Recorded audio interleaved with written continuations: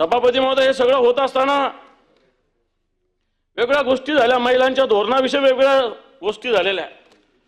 पण आज आपल्या या महाराष्ट्रात वेगवेगळ्या योजना मोठ्या पद्धतीने सांगितल्या गेल्या, परंतु माझ्याकडे मागच्या महिन्याभरातल्या वेगवेगळ्या घटनेची जंत्री सभापती महोदय, जास्त बोलायची गरज नाही.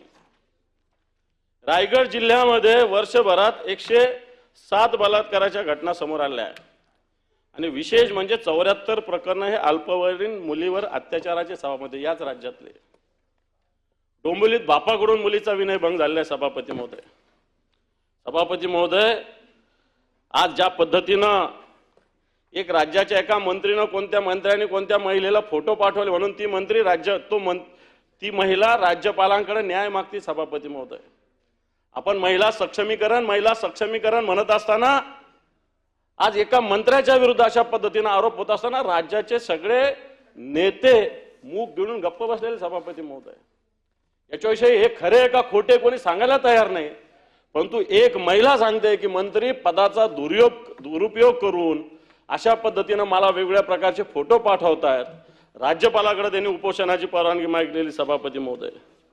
आज स्वारगेटमध्ये जी घटना घडली, काही सत्ताधारी पक्षातील लोकांनी या मुलीच्या चारित्र्याविषयी शंका निर्माण केली सभापती महोदय.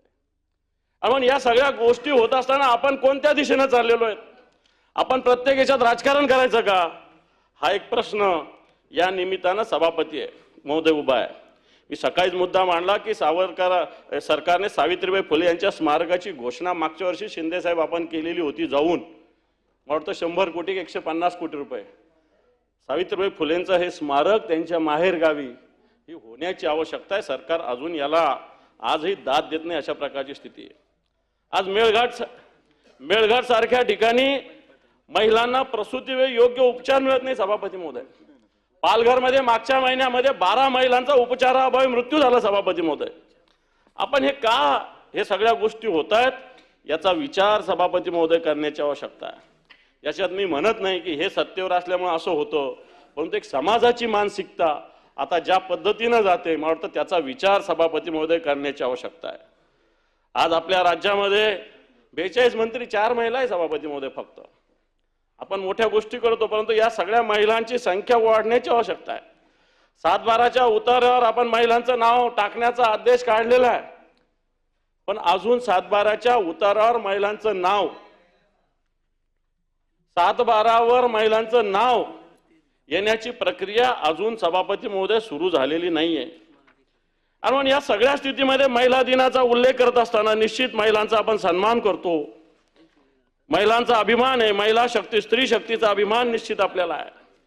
हा अभिमान असताना आज समाज कोणत्या दिशेने जातोय, आपण भाषणापुरतं सगळ्या गोष्टी बोलू की स्त्रियांची सगळी परिस्थिती चांगली आहे, परंतु आज जर बघितलं तर पावलोपावले मी आत्ताच ताईंना सांगत होतो, परवाच्या दिवशी एक अणुशक्तीनगरमध्ये 65 वर्षाच्या महिलेवर 35 वर्षाच्या व्यक्तीनं बलात्कार केला आणि पोलिसांनी 8 दिवस तक्रार घेतली नाही अणुशक्तीनगरमध्ये.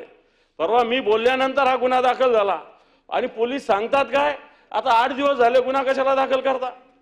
हे फार लांब नाही आहे, अणुशक्तीनगर मुंबईमधलं इथले झालेली घटना आहे सभापती महोदय. सांगण्याचा मुद्दा हा